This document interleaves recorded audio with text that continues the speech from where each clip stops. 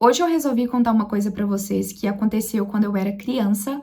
É algo delicado, mas eu acho importante dividir porque pode ajudar outras pessoas.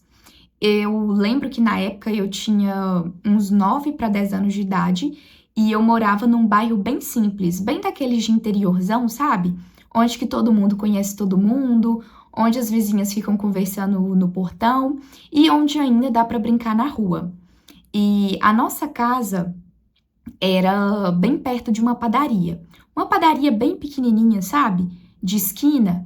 E eu lembro que ela funcionava desde de manhã até o começo da noite.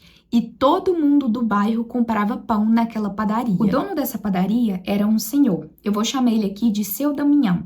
Eu lembro que ele tinha uns 60 anos ou talvez um pouco mais. E ele era aquele tipo de cara que era meio que respeitado na cidade porque ele tinha um comércio e era bem antigo. E ele estava sempre andando sorrindo e conversando com todo mundo. Mas comigo era um pouco diferente. A primeira vez que me incomodou, eu lembro que foi num sábado. A minha mãe, ela tinha me dado R$ 1 para comprar pão e eu fui lá sozinha. E aí, quando eu cheguei, ele já estava atrás do balcão. E aí, quando eu cheguei, ele me olhou de cima a baixo e aí ele falou: "Que mocinha linda! Já vai fazer quantos anos, hein? Tá virando mulherzinha."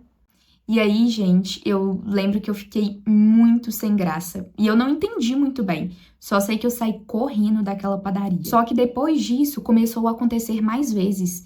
Toda vez que eu ia lá sozinha, ele falava alguma coisa comigo. Ou às vezes ele me olhava de um jeito estranho. E eu lembro que ele não fazia isso só comigo, ele fazia com outras crianças também. Eu lembro que ele oferecia balinha, doce e até refrigerante. E elas eram crianças mesmo, tipo 7, 8 anos. Ele falava coisas do tipo: "Se você me der um beijo no rosto, eu te dou um chocolate." Ou às vezes ele falava: "Senta aqui no meu colo um pouquinho, vamos conversar, depois eu te dou um doce." E o pior, algumas crianças aceitavam, porque era doce e criança ama doce. E eu lembro que eu cheguei a aceitar algumas vezes também, mas sempre com aquela sensação estranha por dentro, porque parecia algo errado, mas eu não sabia exatamente o porquê. Até que um dia, eu lembro que eu fui na padaria e esse dia foi um marco. Eu lembro que ele me deu um beijo no rosto, mas não foi um beijo qualquer, não foi um beijo normal de um adulto carinhoso com uma criança. Foi um beijo muito perto da minha boca. E eu senti que ele encostou no meu rosto mais do que ele devia também. E eu achei isso muito estranho.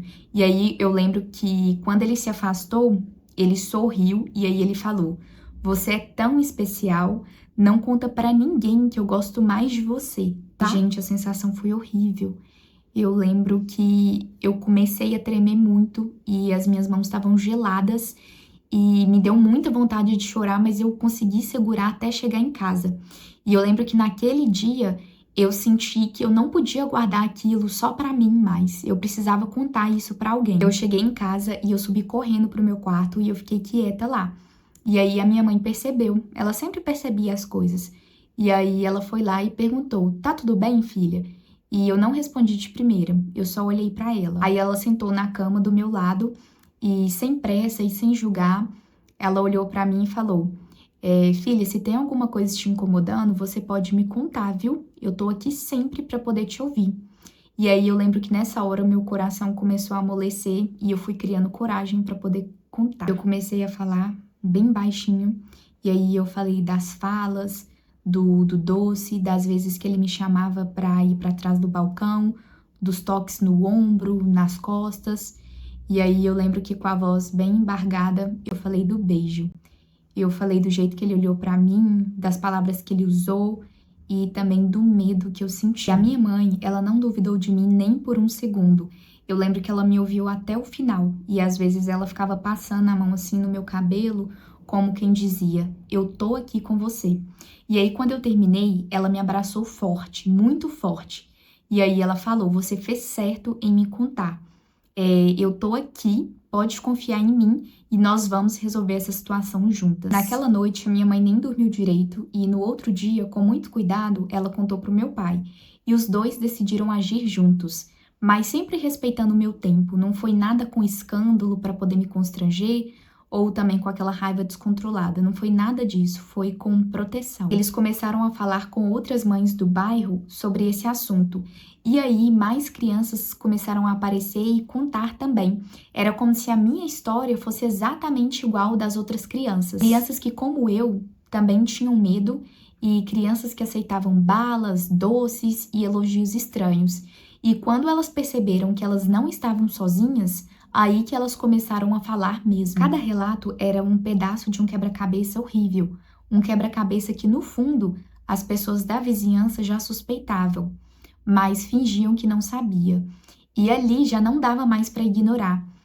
Os horários batiam, as histórias batiam e o padrão era o mesmo. Lembro do dia em que a polícia foi até a padaria. Tinham 2 carros parados e as luzes ligadas.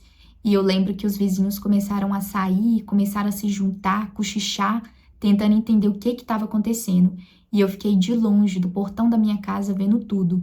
O seu Damião, ele saiu algemado, de cabeça baixa, sem dizer uma palavra. Aquela imagem ficou gravada na minha mente por muito tempo.